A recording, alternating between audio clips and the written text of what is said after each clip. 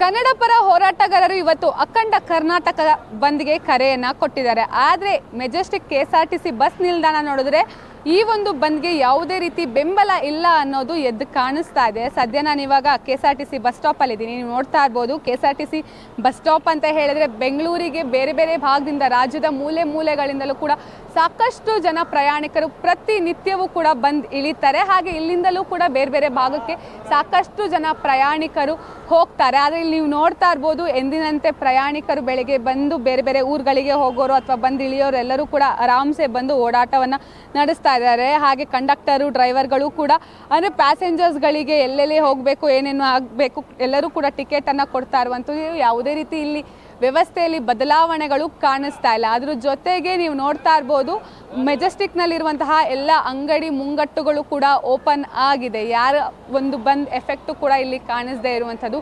ತಿಂಡಿ ಅಂಗಡಿ ಆಗಿರಬಹುದು ಅಥವಾ ಮೊಬೈಲ್ ಶಾಪ್ಸ್ಗಳಾಗಿರಬಹುದು, ಎಲ್ಲವೂ ಕೂಡ ಎಂದಿನಂತೆ ಓಪನ್ ಆಗಿದೆ. ಯಾವುದೇ ರೀತಿ ಬಂದ್ ಎಫೆಕ್ಟ್ ಇಲ್ಲಿ ಕಾಣಿಸ್ತಾ ಇಲ್ಲ.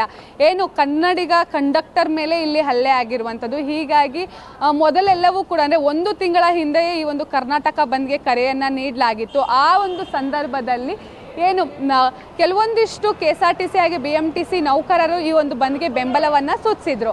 ಆದರೆ ಅದಾದ ನಂತರ ಅವರೇ ವಾಪಸನ್ನು ತಗೊಂಡ್ಕೊಂಡು ನಾವು ನೈತಿಕ ಬೆಂಬಲವನ್ನು ಸೂಚಿಸ್ತೀವಿ, ಯಾವುದೇ ರೀತಿ ಬಂದ್ಗೆ ನಮ್ಮ ಸಂಪೂರ್ಣ ಬೆಂಬಲ ಇರೋದಿಲ್ಲ ಅಂತ ಹೇಳಿ ಅವರು ಹೇಳಿದ ಕಾರಣ ಎಂದಿನಂತೆ ಬಸ್ಗಳು ಅಂದರೆ BMTCನೂ ಆಗಿರ್ಬೋದು, KSRTC ಎಲ್ಲವೂ ಕೂಡ ಓಡಾಟವನ್ನು ನಡೆಸ್ತಾ ಇರುವಂಥದ್ದು. ಹಾಗೆ ಜನರು ಕೂಡ ಯಾವುದೇ ತೊಂದರೆ ಇಲ್ಲದೆ ನಿರಾತಂಕವಾಗಿ ಒಂದು ಕಡೆಯಿಂದ ಮತ್ತೊಂದು ಕಡೆಗೆ ಓಡಾಟವನ್ನು ನಡೆಸ್ತಾ ಇದ್ದಾರೆ. ಹಾಗೆ ಜನರಿಗೆ ಬೇಕಾದಂತಹ ಆಟೋ ಸೌಲಭ್ಯ ಹಾಗೆ ಕ್ಯಾಬ್ ಸೌಲಭ್ಯವೂ ಕೂಡ ಇರುವಂಥದ್ದು.